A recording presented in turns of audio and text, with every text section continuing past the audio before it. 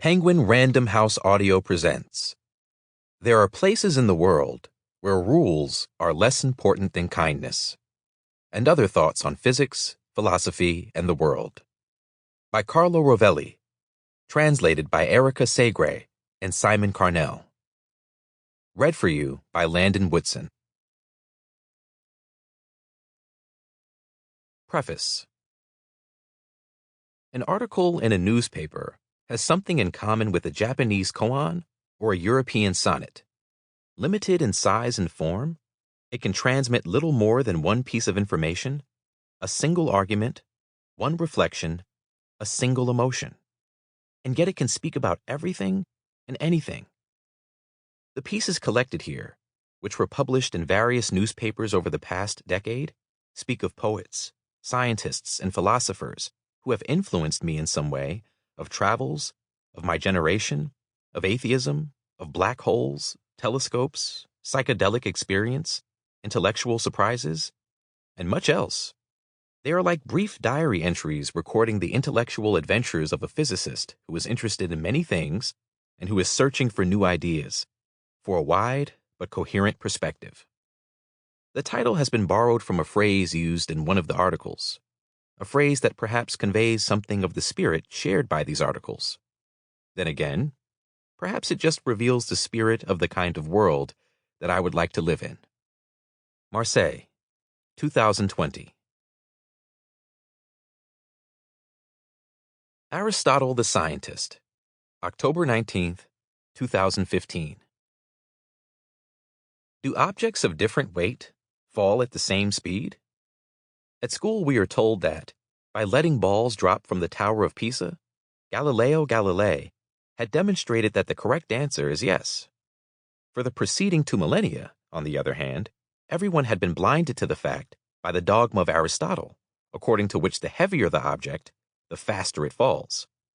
Curiously, according to this story, it seems never to have occurred to anyone to test whether this was actually true before Francis Bacon and his contemporaries began observing nature and freed themselves from the straitjacket of Aristotelian dogmatism. It's a good story, but there's a problem with it. Try dropping a glass marble and a paper cup from a balcony. Contrary to what this beautiful story says, it is not at all true that they hit the ground at the same time. The heavier marble falls much faster, just as Aristotle says.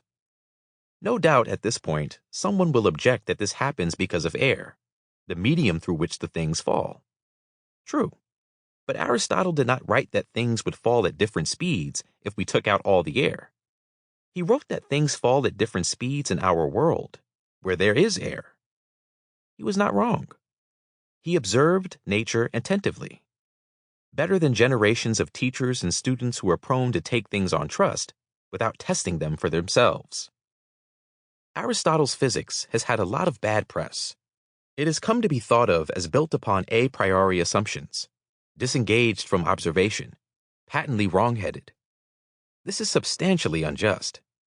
Aristotle's physics remained a reference point for Mediterranean civilization for so long, not because it was dogmatic, but because it actually works. It provides a good description of reality and a conceptual framework so effective that no one was able to better it for 2,000 years. The essence of the theory is the idea that, in the absence of other influences, every object moves toward its natural place. Lower down for earth, a little higher for water, higher again for air, and higher still for fire. The speed of natural movement increases with weight and decreases according to the density of the medium in which the object is immersed. It's a simple, comprehensive theory that provides an elegant account of a great variety of phenomena. Why smoke rises, for instance, and why a piece of wood drops down in air but floats upward in water. As a theory, it is obviously not perfect. But then, we should remember that nothing in modern science is perfect either. The bad reputation that has become attached to Aristotle's physics is partly the fault of Galileo, who in his writings launches a scathing all-out attack upon Aristotelian theory, portraying its adherents as fools. He did so for rhetorical reasons. But the bad reputation of Aristotle's physics is also due to the silly gulf that has opened up between scientific culture and humanist philosophical discourse. Those who study Aristotle generally know little about physics, and those who are engaged in physics have little interest in Aristotle. The scientific brilliance of books by Aristotle, such as his On the Heavens and Physics, the work from which the very discipline derives its name, is all too readily overlooked.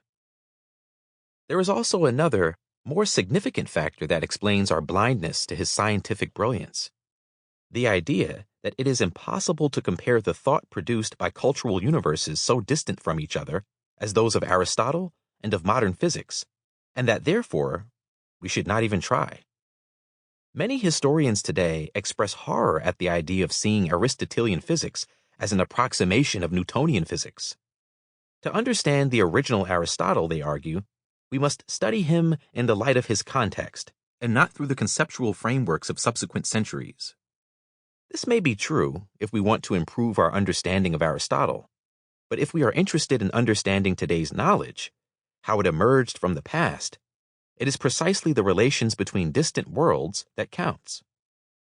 Philosophers and historians of science, such as Karl Popper and Thomas Kuhn, who have had a strong influence on contemporary thought, have emphasized the importance of points of rupture in the course of the development of knowledge.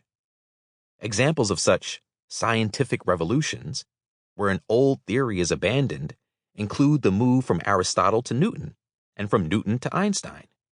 According to Kuhn, in the course of such passages, a radical restructuring of thought takes place, to such a degree that the preceding ideas become irrelevant, incomprehensible even. They are incommensurable with the subsequent theory, according to Kuhn. Popper and Kuhn deserve credit for having focused on this evolutive aspect of science and the importance of breaks, but their influence has also led to an absurd devaluation of the cumulative aspects of knowledge. Worse still is the failure to recognize the logical and historical relations between theories prior to and after every significant step forward. Newton's physics is perfectly recognizable as an approximation of Einstein's general relativity. Aristotle's theory is perfectly recognizable as an approximation contained within the theory of Newton. This is not all, for within Newton's theory, it is possible to recognize features of Aristotelian physics. For instance, the great idea of distinguishing the natural motion of a body from that which has been forced remains intact in Newtonian physics, as it does later in Einstein's theory. What changes is the role of gravity. It is the cause of forced motion in Newton, where natural motion is uniformly rectilinear, while it is an aspect of natural motion in Aristotle as well as, curiously, in Einstein, where natural motion, termed geodesic, returns to being that of an object in freefall, as in Aristotle. Scientists do not advance either as a result of mere accumulation of knowledge, or by means of absolute revolutions in which everything is thrown out and we begin again from zero.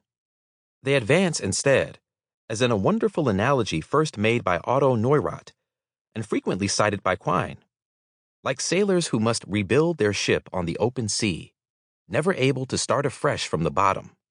Where a beam is taken away, a new one must at once be put there, and for this the rest of the ship is used as support. In this way, the ship can be shaped entirely anew, but only by gradual reconstruction.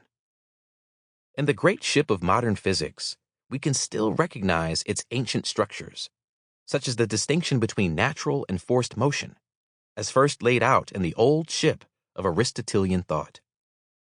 Let's go back to bodies falling through air or water and see what actually happens. The fall is neither at a constant speed and dependent on weight, as Aristotle maintained, nor at constant acceleration and independent of weight, as Galileo argued, not even if we ignore friction.